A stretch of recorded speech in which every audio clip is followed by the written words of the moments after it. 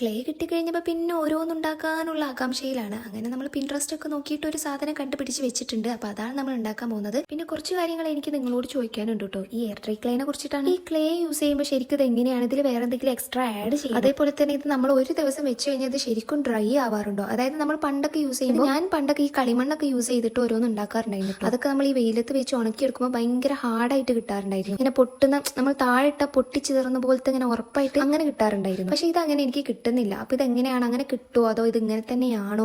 അങ്ങനെയുള്ള ഒരുപാട് സംശയങ്ങൾ ഉണ്ട് കേട്ടോ എനിക്ക്. അപ്പൊ ഞാൻ ഒരുപാട് വീഡിയോസ് ഒക്കെ കണ്ടു നോക്കി. പക്ഷെ അതിലൊക്കെ ഇങ്ങനെ ഓരോന്ന് ഉണ്ടാക്കുന്ന വീഡിയോ കാണിക്കുന്നുള്ളൂ, അല്ലാണ്ട് വേറെ എക്സ്ട്രാ ആഡ് ചെയ്യുന്നതൊന്നും കാണിക്കുന്നില്ല കേട്ടോ. അപ്പൊ എനിക്കിത് ഭയങ്കര എന്റെ കയ്യിൽ ഭയങ്കര ഒട്ടുന്നതായിട്ട് തോന്നി. അപ്പൊ ഞാൻ കുറച്ച് പൗഡർ ഒക്കെ ഇട്ടിട്ട്, അത് ഞാൻ ഏതൊരു വീഡിയോയിൽ കണ്ടൊരു ഓർമ്മയിൽ വെച്ച് ചെയ്തതാട്ടോ. അപ്പൊ ഞാൻ പൗഡർ ഒക്കെ ഇട്ടിട്ട് നോക്കിയപ്പോൾ വർക്കൗട്ട് ആയിട്ടോ, കയ്യിൽ ഒട്ടുന്നൊന്നും ഉണ്ടായിരുന്നില്ല. പക്ഷെ ഇത് എനിക്കിത് ഉറപ്പായിട്ട് കിട്ടും. ഞാൻ വിചാരിച്ചിട്ടുള്ളത് ഇത് നമ്മൾ പണ്ടത്തെ കളിമണ്ണ് പോലെ തന്നെ ഉറപ്പായിട്ട് കിട്ടുന്നുള്ള കേട്ടോ. പക്ഷെ ഇത് ഇനി അങ്ങനെ തന്നെ കിട്ടുമോ എന്നുള്ളത് എനിക്ക് അറിയില്ല.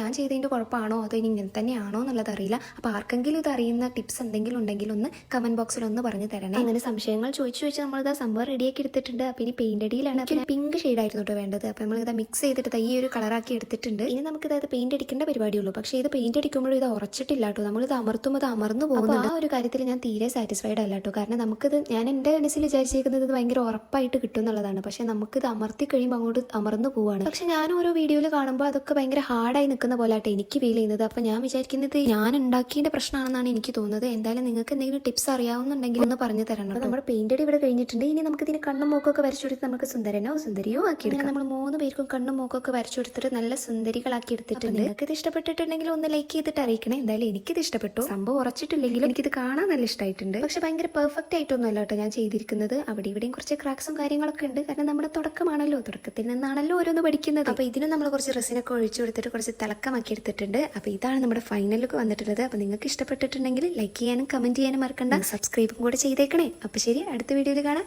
ബൈ.